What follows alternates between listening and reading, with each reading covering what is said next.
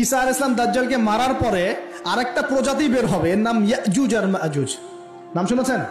এই যে এই সূরার মধ্যেই আছে, এই সূরা কাহাফের কথা বললাম না, সূরা কাহাফের পিছনের দিকে আছে ইন্না ইয়াজুজ ওয়া মাজুজ মুফসিদুনা ফিল আরদ।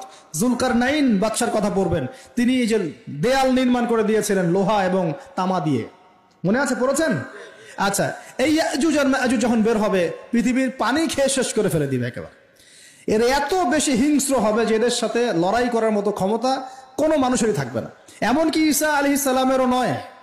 ঈসা আলাইহিস সালাম তুর পাহাড়ে চলে যাবেন মুসলিমদেরকে নিয়ে, তুর পাহাড়ের ভিতরে মুসলিমরা সেখানে লুকিয়ে থাকবে, পৃথিবীর মেসাকার অবস্থা হয়ে যাবে, পৃথিবীর পানি খেয়ে শেষ করে ফেলে দিবে, একদম হিংস্র প্রজাতি। তখন ঈসা আলাইহিস সালাম আল্লাহর কাছে দোয়া করবেন, আল্লাহ এই বিভৎস জাতিকে ধ্বংস করো। আল্লাহ রাব্বুল আলামিন তখন ওই ইয়াজুজ আর মাজুজের এই কাঁধে, ঠিক কাঁধের মাঝখানে একটা ভাইরাস জন্ম দিবেন। কি জন্ম দিবেন? ওই যে বলি না মহামারীর ভাইরাস, অমুক ভাইরাস তমুক ভাইরাস, এই ভাইরাস আরো সামনে আছে বাকি এখনো। ওই ভাইরাসে, ওই পোকায়, ওই ব্যাকটেরিয়া বা যেটাই হোক আল্লাহ পাক যাই দিবেন, এতে করে ইয়াজুজ আর মাজুজের পুরো প্রজাতি ধপ ধপ ধপ ধপ করে মারা যাবে। মানে এটা ছোঁয়াচে রোগ হবে। কি রোগ হবে? ছোঁয়াচে। ঠিক যেমন আমরা একটু করোনা দেখলাম না, একজন থেকে আরেকজন, একজন থেকে আরেকজন, এরকম জিনিস চলবে আরো বিশ্বে। আর এখনকার নতুন রিসার্চ হচ্ছে ওই সাইবেরিয়া অঞ্চলের যে বরফগুলো আছে না, ওর নিচে এই 1 লাখ বছর, 1.5 লাখ বছর, 2 লাখ বছর আগের ভাইরাসগুলো নতুন করে জায়গা শুরু করেছে এখন। হ্যাঁ, এগুলো বিজ্ঞানীরা বলছেন যে এগুলো আবার কোন দিন জানি পৃথিবীতে আত্মপ্রকাশ করা শুরু হয়। সবকিছুই ঘটবে। বিশ্বটার খুব রহস্য আছে, বিশ্বটার অনেক রহস্য আছে। আল্লাহ পাক এগুলো খেলার ছলে সৃষ্টি করেন নাই, পরীক্ষা।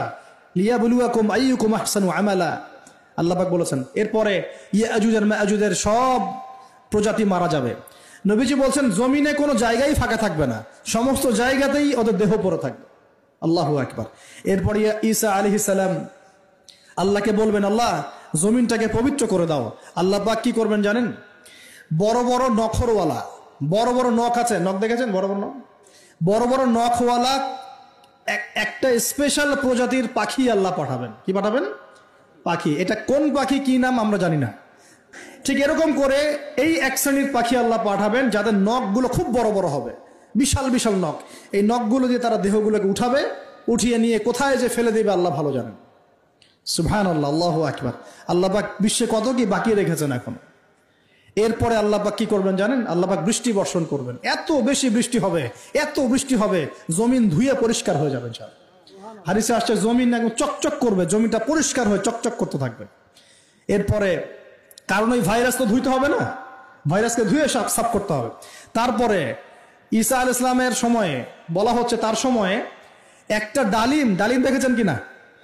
আনার ডালিম, এই ডালিমের যে খোসা হয় না, এই ডালিমের খোসার নিচে একটা পুরো পরিবার আশ্রয় নিতে পারবে।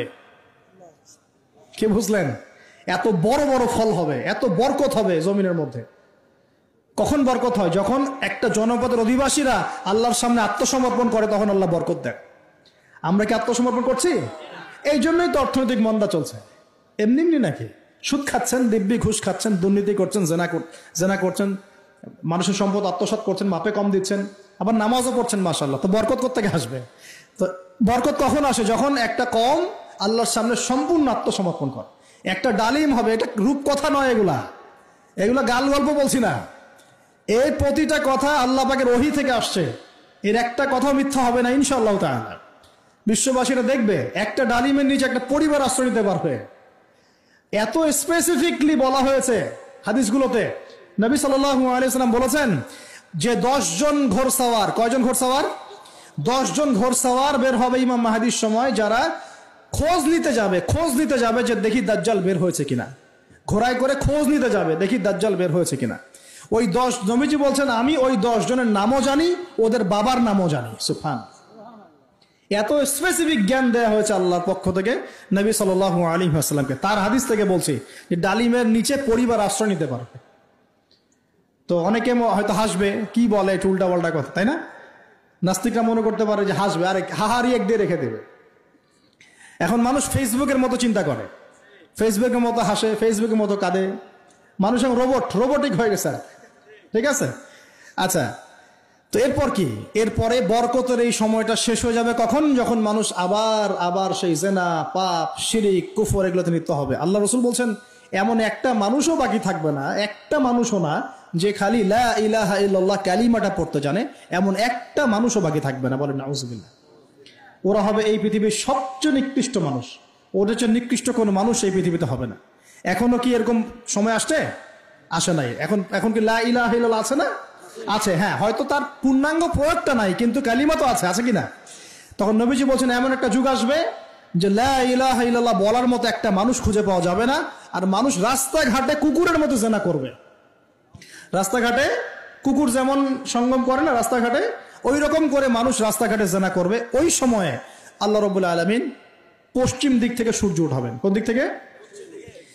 সূর্য সত্যি সত্যি পশ্চিম দিকে উঠবে। পৃথিবী একদিকে ঘুরছে না এখন, কে জানে আল্লাহ পাক পৃথিবীর ঘূর্ণন থামিয়ে উল্টা দিকে ঘোরাতে পারেন না? অবশ্যই পারেন। আল্লাহ পাকের জন্য এটা খালি বলা, কুন ফায়াকুন, হও হয়ে যাও, ব্যাস। আমি কয়েকদিন আগে রিপোর্ট দেখেছি, পৃথিবীর নিচে কিন্তু আগুনের স্তর আছে, জানেন তো? পৃথিবীর নিচে আগ্নেয়গিরিগুলো আছে। পৃথিবীর ভিতরেও একটা ঘূর্ণন হয়, সেই ঘূর্ণনের দিক পরিবর্তন হচ্ছে দিন দিন, এমনটা রিপোর্ট এসেছে।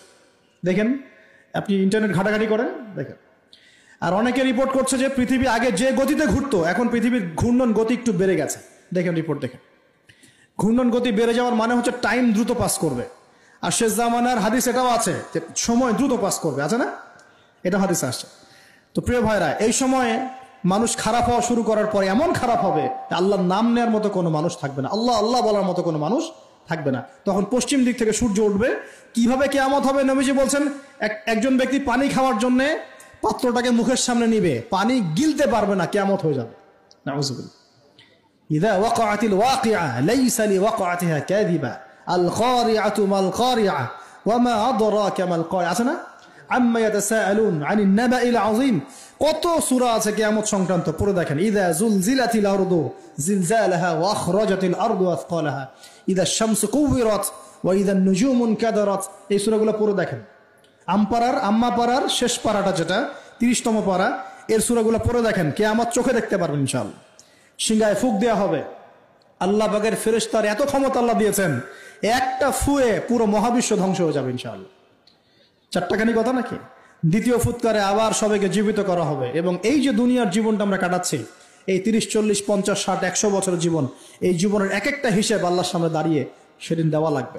অতএব এই দুনিয়ার জীবনটাতে প্রস্তুতি গ্রহণ করি, 5 ওয়াক্ত নামাজ পড়ি, যাকাত দেই, কালিমা বোঝার চেষ্টা করি, আল্লাহ তাওহীদ শিখি, জানি, বুঝি, নবীর সুন্নত অনুযায়ী আমল করি, হালাল খাই, পরিবার গড়ি, মানুষকে সৎ কাজের দাওয়াত দেই, অসৎ কাজে নিষেধ করি, ইসলামকে আল্লাহর জমিনে প্রতিষ্ঠা করার চেষ্টা করি।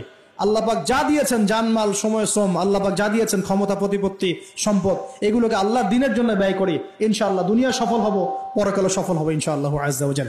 আল্লাহ পাক আমাদের সবাইকে সমকালীন ফিতনাগুলো সম্পর্কে সচেতন থাকার তৌফিক দান করুন, এবং এই রমজান, আসন্ন রমজানে পরিপূর্ণরূপে ইবাদত করার তৌফিক দান করুন, এবং এই ইবাদত এবং শিক্ষাগুলোকে সারা বছর ধরে রাখার তৌফিক দান করুন, এবং জামানা সম্পর্কে সচেতন থেকে আগামী দিনে যা হবে সেভাবে পদক্ষেপ নেওয়ার তৌফিক আল্লাহ পাক দান করুন। আমিন।